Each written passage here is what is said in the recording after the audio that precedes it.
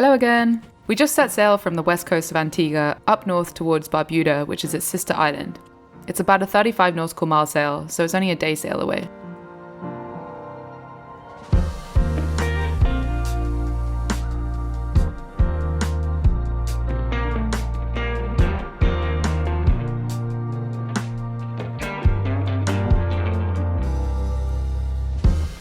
I'm not used to being on a hill like this anymore. We're weather sailors.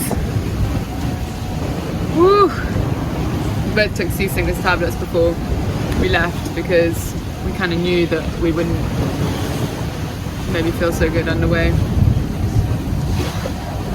I'm gonna go down and take a bit of a nap, I think.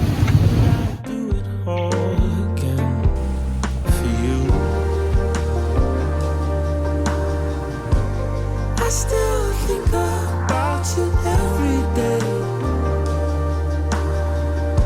It doesn't make it easier on me. Compartmentalizing everything for you.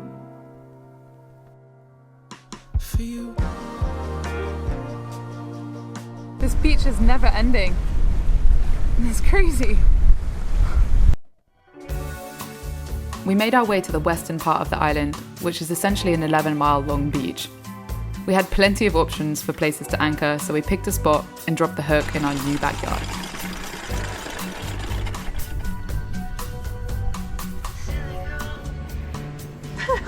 Okay. Now we're gonna go swim ashore. It's a little bit cold.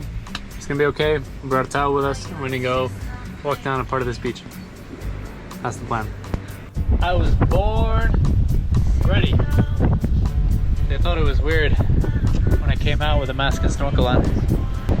I was born like this. Let's go!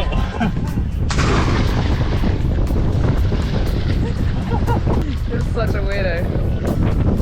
I'm cold, I don't want to do this. How is it? Yeah? Okay. I'm coming in.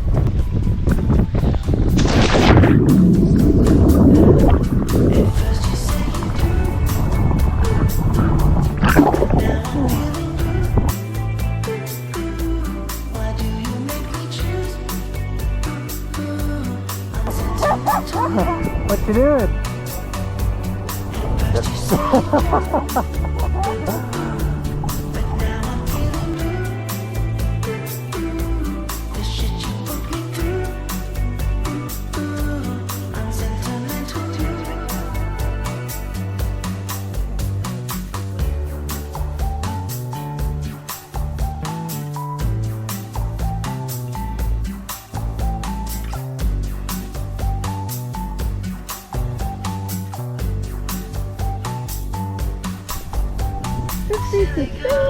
There were so many shells on that beach.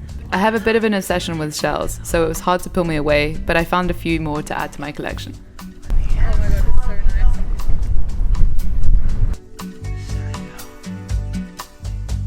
it's so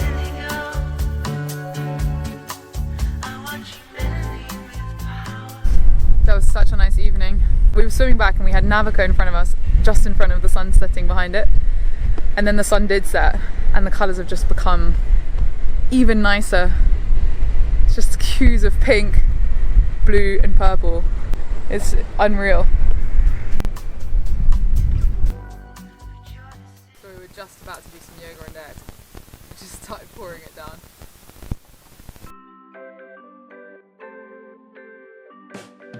After the rain, we got ready to lift anchor again and headed east towards our next anchorage. It was non-stop squalls rolling in from the horizon with brief windows of sun. Shall I go lift up?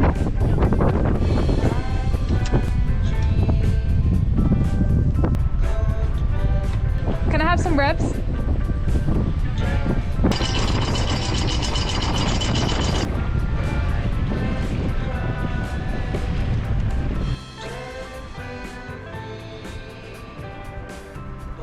So much more peaceful now.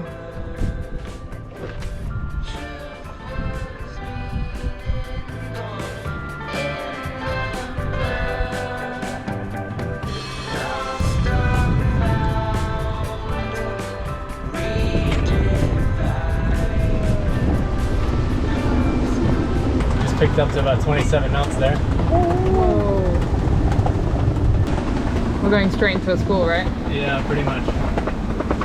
We had maybe 5 to 10 knots of wind like 3 minutes ago, and we had triple reef main and just to stay sail out. And I'm glad we just crawled along at 2 knots for a little while because we could see this coming. Now we're doing well. Now we're doing 5-6 knots, so.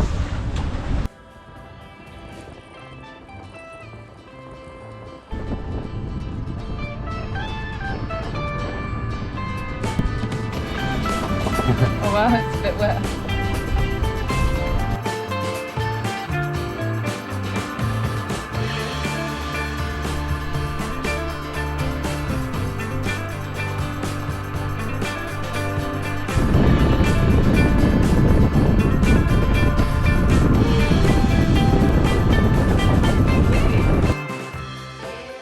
Between the squalls, I headed up on deck to do some yoga.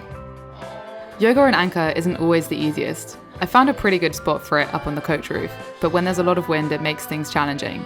But it also is a great way to practice balance, I guess.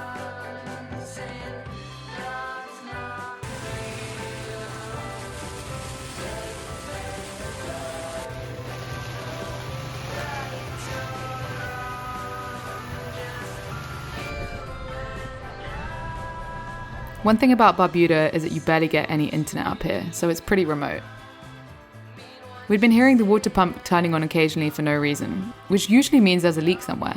After checking 1,000 times, we couldn't find any leak, but Lars had a thought that maybe the water was leaking into the water maker system. So we decided to take it apart, and it turns out a little piece of debris somehow ended up in the automatic valve and was letting our precious fresh water escape. We were pretty proud of figuring that one out.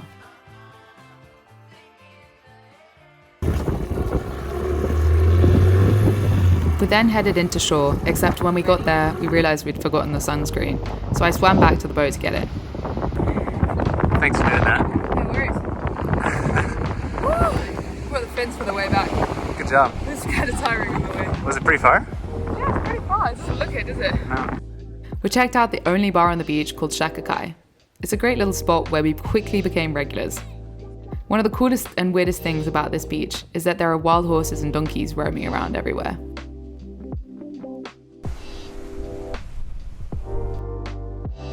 Cocoa Beach felt the closest to the postcard version of beach paradise that we'd experienced so far.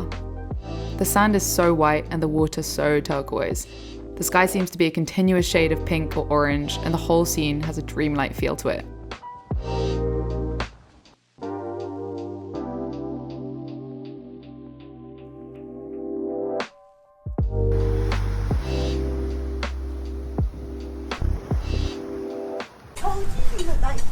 We got here a little bit after sunset, but the sky's still pretty nice. We're having a little post-sundowner. Cheers. Cheers.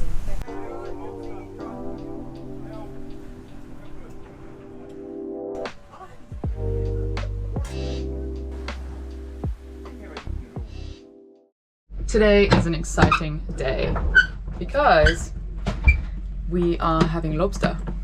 So I actually went through my photos today and realised that the first and last time I had lobster was 10 years ago, 2012, which is crazy. I was in the US and I had like a tiny lobster. Anyway, we were hoping to get lobster here at Enoch's bar, which is called Shakakai here in Barbuda. We were hoping to get it yesterday, but he didn't have any. He even sent us a message this morning saying he didn't have any. And then he turns around and says he's got some, like this early afternoon. So yeah, we're gonna make our way over now and try this lobster. Lobster every 10 years, it sounds like. I'm excited. You have to bring your own sides and your own plates and knives and forks and stuff, which is fine. Do we have everything? Yeah, I think so. All right, let's go do it. Let's go eat some lobster. We'd heard such good things about the lobster at Shakakai, and now that they had some, we felt like we had to take our chance and try it.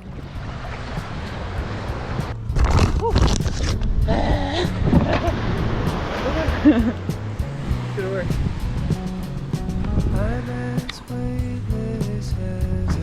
Thank you. Cheers. Cheers. misinterpreted text.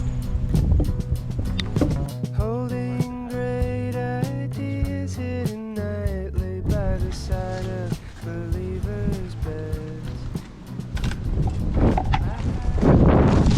Some guys and they come in and says, I just tell you no and that's it. No, I'm a lobster guy, right? Yeah, We're excited. yeah, looking forward to We'll it. leave you to it. Yeah. It's pretty brutal, isn't it? Yeah, they're just they're just like live, and he's just like ripping the antennas off and then just chopping them in half. Like, I mean, it's the thing to do here. It's the thing to do. it's the season as well. Yeah. I like this little shack though.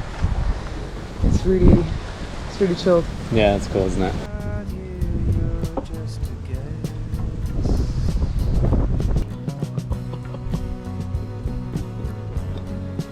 Here we go.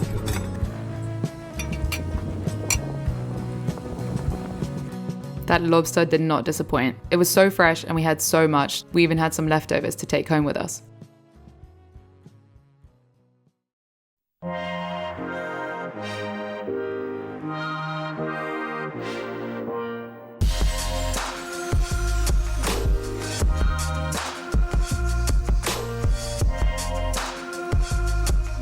The next day, we left Coco Bay and made our way over to the next anchorage, which is called Spanish Point, and is the easternmost point of the island. The anchorage is absolutely stunning, but not the easiest to get into. You have to go through this really shallow pass to avoid any coral heads along the way. Once you're in, it's still really shallow, only about 2 meters or 6 feet deep, so you can't maneuver too much. Luckily, Navika doesn't draw too much, so it went well, but it definitely made our hearts beat when the depth gauge went below 2 meters.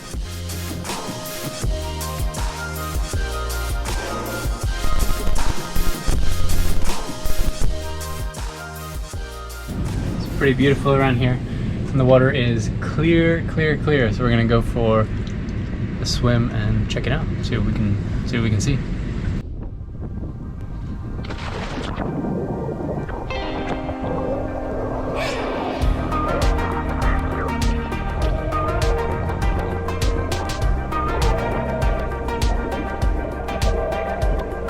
Started out a broken man, merely a glimpse of who I am.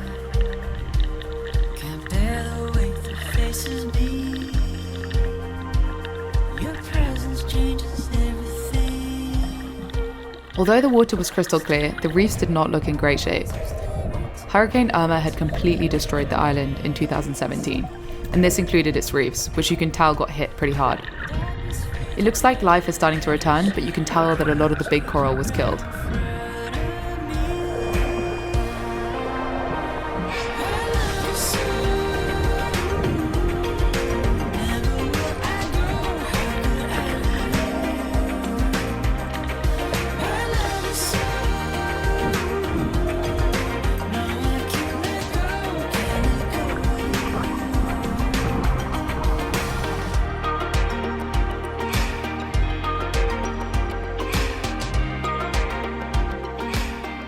This anchorage felt pretty interesting because the Atlantic waves were breaking only a couple of 100 meters away, and yet behind the reef, the water was calm. It gives a unique feeling of being both unnervingly exposed and safely protected at the same time. The anchorage is only made possible thanks to the reef, and we'd seen firsthand how fragile it is.